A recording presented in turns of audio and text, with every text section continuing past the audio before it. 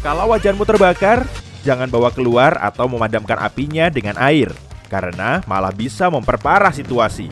Tutupi wajan dengan penutup logam. Dengan begitu, oksigen tidak bisa masuk. Lakukan dengan cepat, tapi tetaplah tenang. Ingat, jaga jarak antara tubuhmu dengan api ya. Diamkan wajan sampai dingin. Kalau apinya kecil dan mudah dijinakan, kamu bisa pakai garam atau soda kue.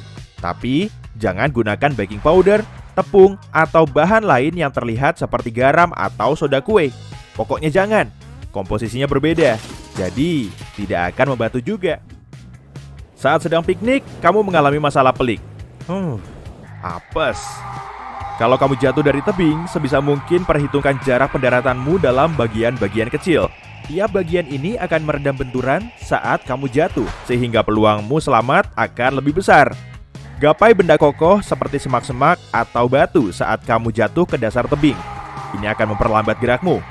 Batang kayu atau papan juga bisa membantu loh, karena bisa menahan lajumu saat kamu sampai di tanah. Saat berada di antara kerumunan orang yang sedang berlarian, kamu harus bisa menjaga jarak yang cukup longgar dengan sekitarmu. Angkat kedua tangan di dekat dada dan tekuk sikumu. Petinju sering menggunakan postur ini untuk melindungi organ vitalnya. Jangan memotong jalan. Berjalanlah searah dengan kerumunan dan perlahan menepilah. Tetap hati-hati ya, jangan halangi orang lain. Bisa-bisa kamu malah terjerembab. Kalau kamu bersama keluarga, panggul saja anakmu dan biarkan mereka yang kurang tahan banting berjalan di depan. Dengan begini, kamu akan bisa mengatur gerakan dan tidak akan kehilangan jejak. Kalau kamu diserang seseorang dari belakang, injak kakinya. Pakai kekuatan penuh ya, biar mantap. Dan arahkan ke bagian atas punggung kaki. Pukulan ini bisa membuat tulang kakinya cedera, bahkan patah. Nah, kesempatanmu buat kabur. Kalau kamu terkunci di dalam bagasi mobil, coba beri sinyal SOS ke orang lain yang ada di luar. Begini caranya. Terlebih dahulu, cari kabel lampu belakang mobil. Biasanya, pada tiap lampunya terdapat 2 utas kabel. Dengan benda tajam yang kamu dapat di bagasi, potong salah satu kabelnya. Lalu sambungkan lagi kedua ujung kabel agar lampunya berkedip. Kalau rem mobilmu tiba-tiba blong, minta penumpangmu kalau ada untuk mengencangkan sabuk pengaman. Kemudian nyalakan lampu hazardnya. Beritahu pengemudi lain, kamu sedang dalam situasi darurat dengan menyalakan klakson mobil dan lampu jarak jauh. Injak pedal rem dengan gerakan kuat dan cepat. Begitulah caramu menimbulkan tekanan pada sistem rem. Kalau sudah, perlahan turunkan gigi dan pindah ke posisi L. Kalau mobilmu pakai gearbox mekanik, tekan pedal kopling. Gunakan rem manual dan tetap hati-hati. Dengan gerakan mendadak, mobilmu akan mulai berputar-putar.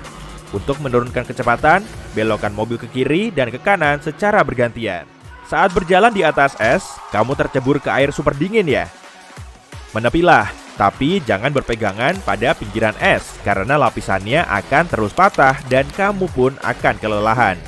Lecutkan kakimu sampai posisi badanmu horizontal di dalam air. Segera keluar dan naik ke atas es dengan cara merayap. Kalau sudah sampai, jangan berdiri. Rebahkan dirimu agar berat badanmu tersebar merata. Dengan begini, es kemungkinan besar tidak akan pecah. Cara paling efektif untuk menolong orang yang tersedak adalah dengan manuver Heimlich. Tapi, bagaimana kalau kamu sendiri yang tersedak dan tidak ada orang lain di dekatmu?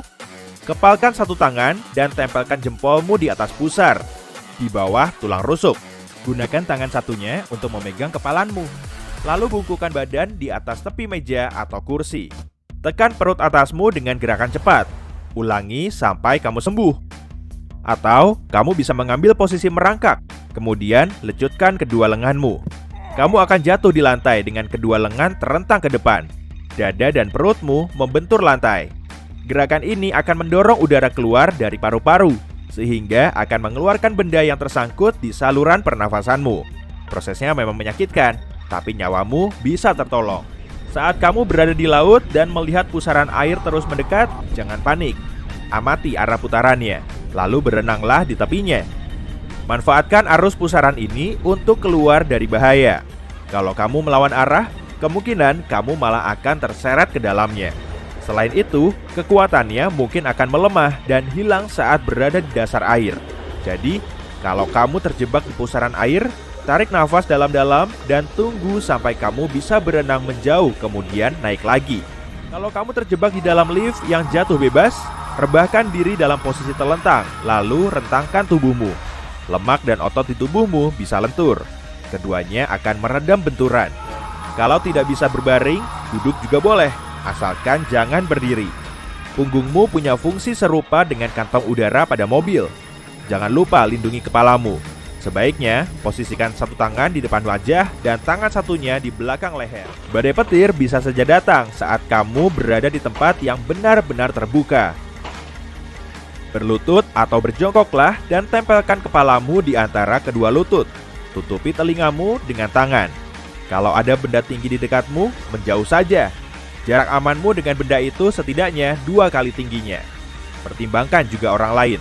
Kalau kamu bersama beberapa orang, segera berpencar sampai badainya reda. Kalau kamu terjebak di bawah puing-puing, misalnya saat terjadi gempa bumi, kamu harus melindungi organ pernafasanmu.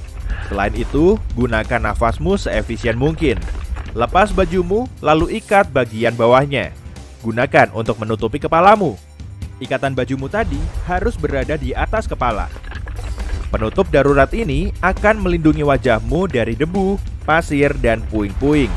Penutup ini juga akan memberi tambahan oksigen selagi kamu mencoba bangun.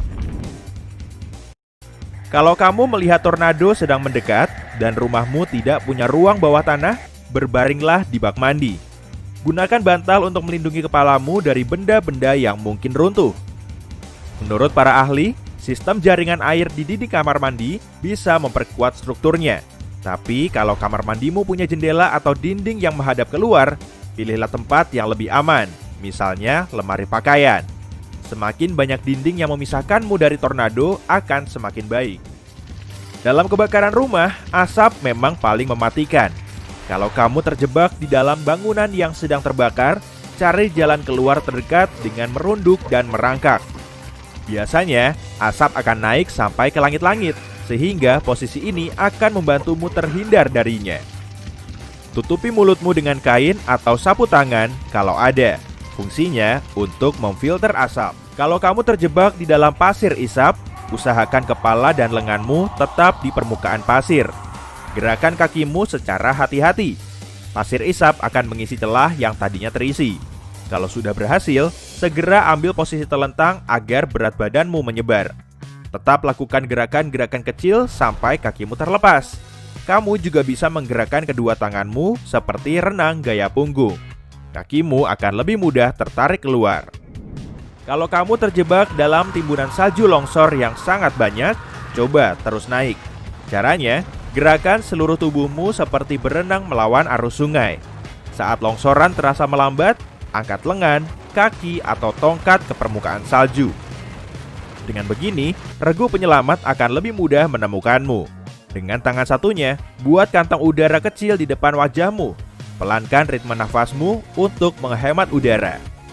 Tapi intinya, kalau hal yang sama terus saja menimpamu, berarti kamu memang apes.